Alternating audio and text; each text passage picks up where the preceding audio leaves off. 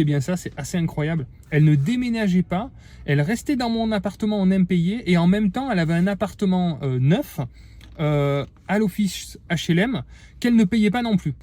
Bon, alors là, ça m'a énervé, donc forcément, on est parti en procédure. Donc la procédure, on fait passer un huissier et après le locataire... Devant la lettre rendue par le tribunal, ça y est, la décision a été rendue. Donc, bon, je vous passe un petit peu tout ce qui s'est passé, puisque commission de surendettement. Bonjour à tous, bienvenue dans cette nouvelle vidéo. Alors, un sujet qui va changer totalement. Cette vidéo, c'est quelque chose qui m'est arrivé, que j'ai envie de vous faire partager, parce que c'est quelque chose qui peut vous arriver. C'est malheureusement le loyer impayé. Donc là, je me trouve justement au tribunal, on vient de passer au tribunal, donc je vais vous expliquer toute l'histoire de ce loyer impayé parce que c'est assez rocambolesque, ça dure depuis 2016, donc il y a eu pas mal de rebondissements, j'ai beaucoup de choses à vous dire, je vous dis tout dans cette vidéo, allez c'est parti.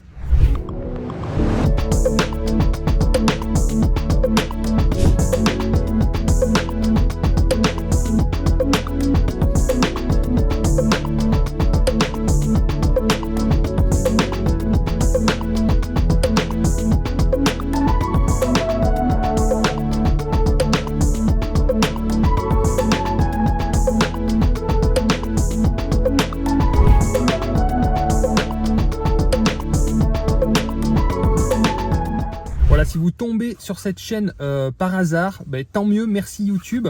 Je suis un investisseur immobilier depuis plus de 12 ans. J'investis dans des immeubles de rapport, des locaux commerciaux, appartements, voilà. Je fais de la location longue durée, donc vous trouverez sur cette chaîne tout un tas de conseils qui concernent l'investissement immobilier de manière générale et surtout rentable.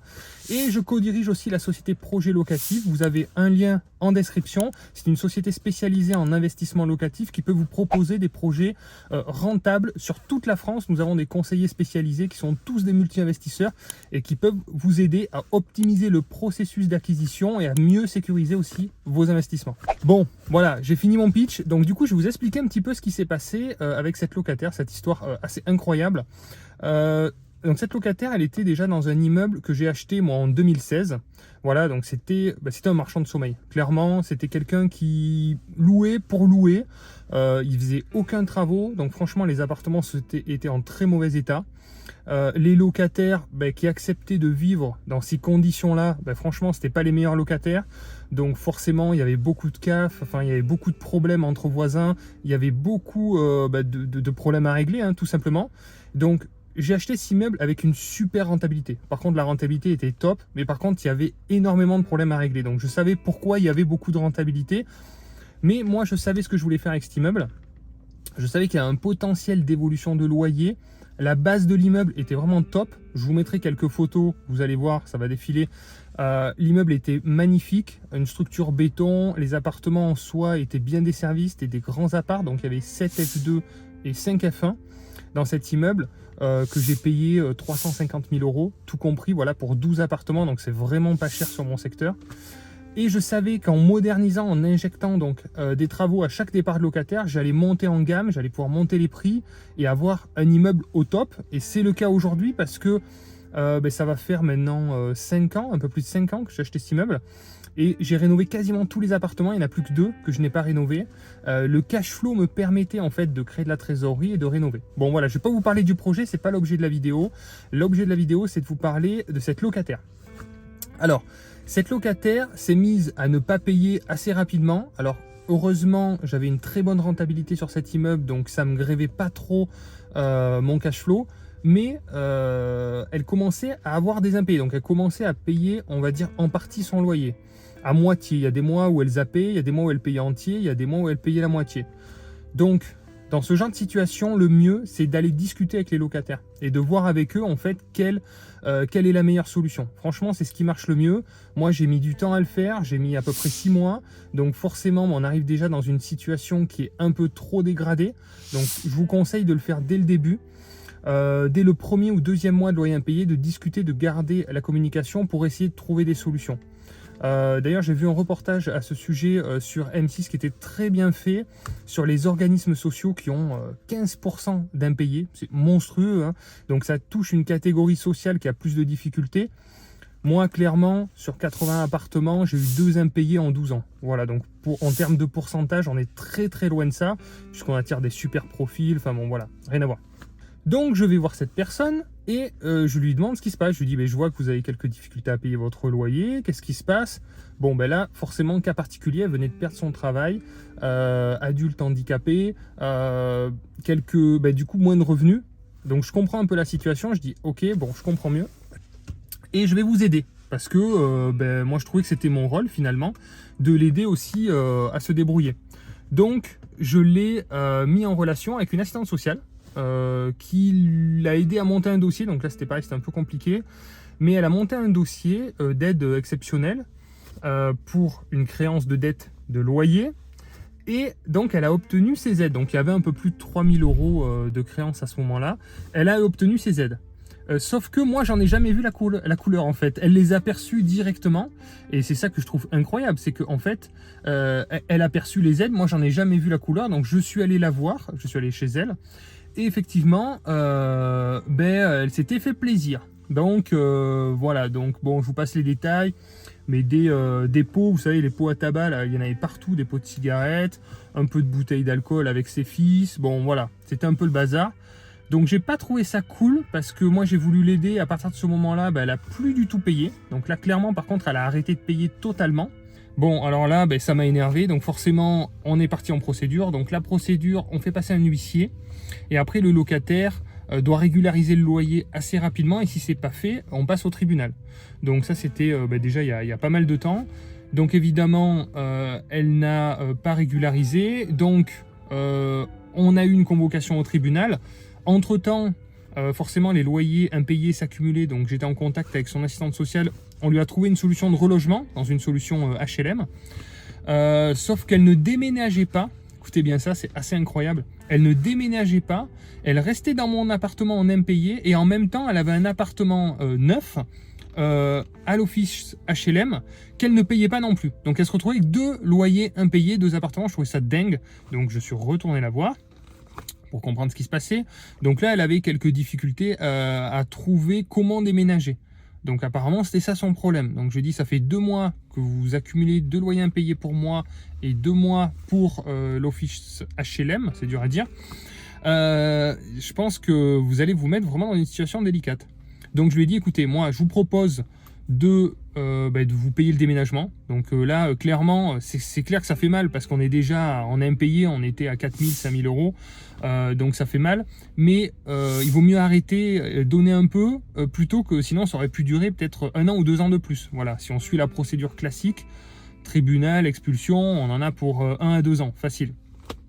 Donc j'appelle un artisan, je lui dis, écoute, je suis en galère, il faut que tu viennes avec ton camion. Enfin voilà, on a trouvé une solution. Je lui ai dit, écoutez, la semaine prochaine, j'ai quelqu'un qui peut vous déménager, vous préparez vos cartons, vous préparez tout, et on vous déménage. Donc du coup, ils ont commencé à préparer les cartons, à s'activer, et bon, ils ont trouvé une solution. Finalement, ils ont déménagé sans moi, avec un organisme, une association. Donc voilà, j'ai pas eu besoin d'intervenir sur le déménagement. Ensuite, on passe au tribunal. Donc, qu'est-ce qui s'est passé au tribunal?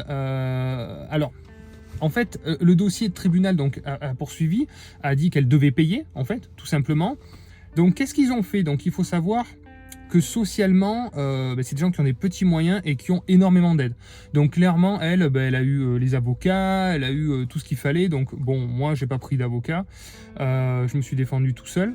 Et du coup, c'est assez formateur, et je vais vous dire justement, au niveau du tribunal, on est passé en cours d'appel, je vais vous expliquer un peu comment ça se passe, c'est assez intéressant. Et en fait, du coup, elle a demandé un dossier de surendettement pour annuler la dette. Donc bon, là j'étais un peu fou, quoi. Je me suis dit non mais c'est dingue. Du coup elle se retrouve avec des impayés un peu partout. Elle avait des impayés à la banque, dans l'office HLM et avec moi, et on peut tout lui effacer d'un seul coup. Donc moi j'ai refusé, donc je suis allé au tribunal pour défendre mon dossier, et en expliquant effectivement qu'elle était de très mauvaise foi, parce que j'ai réussi à lui obtenir des aides qu'elle n'a pas utilisées de la bonne façon. C'était des aides pour payer son loyer, et elle les a dépensées autrement. Donc là, dans ce cas-là, effectivement, le tribunal a jugé qu'elle était de mauvaise foi, et elle a ordonné à payer. Donc il y a un échelonnement qui était assez long, hein, c'est un échelonnement de c'était 50 € par mois, vous voyez, donc c'était vraiment très très long. Mais au moins, je trouvais que c'était bien parce qu'au moins, elle devait payer, quoi.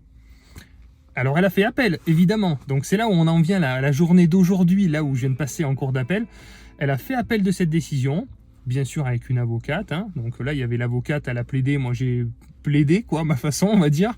Mais c'était sympa, c'était hyper formateur. Voilà, je trouve ça super, quoi, en fait.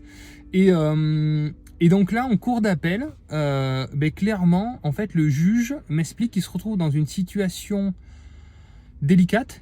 En fait, il comprend ma situation, il la comprend tellement qu'il aimerait juger, évidemment, cette dame à payer, mais que, en fait, déjà, il ne peut pas, comme il y a plusieurs organismes, elle doit un peu d'argent à la banque, elle doit de l'argent aux offices HLM, si il ordonne de payer, il ordonne à tous les organismes de payer. Et l'avocate, en contrepartie, a expliqué qu'elle n'avait pas les moyens et tout ça. Donc moi, j'ai dit, la durée ne me pose pas de problème. On peut même mettre 25 € par mois. C'est juste une question de principe. Cette personne a été de mauvaise foi. Et je trouve que si on lui permet une fois d'effacer sa dette, elle va recommencer. En fait, elle va se dire, c'est très simple. Moi, ça m'a rien coûté. J'ai fait des procédures. Ça ne lui a rien coûté du tout. Elle a pris des avocats et au final, elle a gagné. En plus, ça fait des années que ça dure. Donc, par principe, je trouve que ça se fait pas.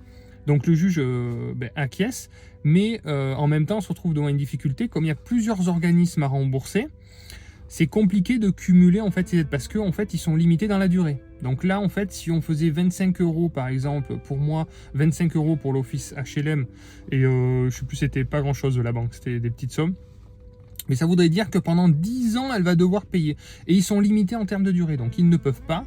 S'ils raccourcissent la durée, ça augmente les mensualités, et a priori, elle n'a pas les moyens de payer. Et donc, en fait, il y a... Alors, on va voir la décision, justement. Donc, je vous tiendrai au courant sur mes réseaux de la décision qui sera rendue, c'est fin mars. Parce qu'en en fait, dans le surendettement, si la mauvaise foi est retenue, le dossier ne peut pas être retenu par le surendettement. Donc le juge a été sympa et m'a introduit l'idée qu'elle était de mauvaise foi. Mais lui, en tant que juge, ne peut pas retenir qu'elle était de mauvaise foi. Donc c'est assez bizarre. Il m'a dit qu'il allait justement regarder un petit peu de plus près. Et du coup, on ne sait pas trop en fait. Donc soit la mauvaise foi est retenue et effectivement, elle doit payer. En fait, ça se tient à ça se tient à la mauvaise foi. Si elle n'était pas de mauvaise foi, si elle n'avait pas perçu ces aides, en fait, que j'ai réussi à lui obtenir, son dossier aurait été annulé. C'est-à-dire que tous les créanciers, donc si vous êtes bailleur, vous vous retrouvez avec une dette, quoi. Voilà. Donc, bon, heureusement, ça arrive peu, et puis si vous suivez la chaîne, vous écoutez aussi toutes les bonnes instructions pour faire les choses correctement. Donc, par exemple, prendre des assurances de loyer impayées. Le problème, c'est que là, l'immeuble était déjà occupé, vous avez compris, avec des locataires, en plus qui avaient des difficultés, tout ça, donc je ne pouvais pas prendre d'assurance de loyer impayé. Mais sinon, il faut prendre des assurances de loyer impayé pour se couvrir de toutes ces problématiques. Donc, voilà, donc on va voir ce que ça va donner. Le juge est bien embêté parce qu'il comprend la situation. Moi aussi, même l'avocate adverse m'a dit, mais je vous comprends complètement, vous avez raison. Mais la loi est la loi et on va voir ce que ça va donner. C'est assez compliqué. Devant la lettre rendue par le tribunal, ça y est, la décision a été rendue. Donc, bon, je vous passe un petit peu tout ce qui s'est passé, puisque commission de surendettement, elle est passée au tribunal déjà parce que, effectivement, les bailleurs n'acceptaient pas, il n'y a pas que moi, hein, il y a des organismes publics, il y a une banque, enfin bon, bref, elle devait de l'argent un petit peu à tout le monde, et puis maintenant, elle demande à effacer la dette. C'est un petit peu facile, puis surtout avec sa mauvaise foi. Puisque, comme je vous ai dit, elle occupait carrément 2 logements en impayé. Hein, voilà, donc tout ça par flemme de déménager, c'est assez incroyable. Donc, on s'est opposé effectivement à l'effacement de sa dette, c'était un petit peu trop facile. Donc là, ce qu'elle explique, c'est qu'elle, même 50 € par mois, c'est trop compliqué pour elle, voilà, elle peut pas, etc. Donc moi, effectivement, ce que j'explique, j'étais le seul hein, à venir défendre le dossier, donc je suis content d'y être allé aussi, puisque finalement, je n'y serais pas allé, je pense que la décision aurait été différente. Et donc j'explique que j'ai obtenu une aide de 3 000 €, puisqu'elle me devait 3 000 €, en tout cas à moi, et j'en ai pas vu du tout la couleur. Voilà, rien du tout, zéro, nada. Donc c'est assez gros quand même, alors que je me suis démené pour lui obtenir cette aide. Donc c'est pas très cool, donc je suis pas très content. Donc voilà, donc bon, les autres créanciers ne sont pas là. Ensuite, donc on oppose bien sûr la mauvaise foi. Et c'est vraiment cet article-là, c'est cette mauvaise foi qui fait qu'elle est déboutée finalement de cette demande d'effacement de la dette. Sans ça, en fait, on peut rien faire. Voilà, s'il n'y a pas de mauvaise foi, en tant que propriétaire bailleur, on est un peu comme un con.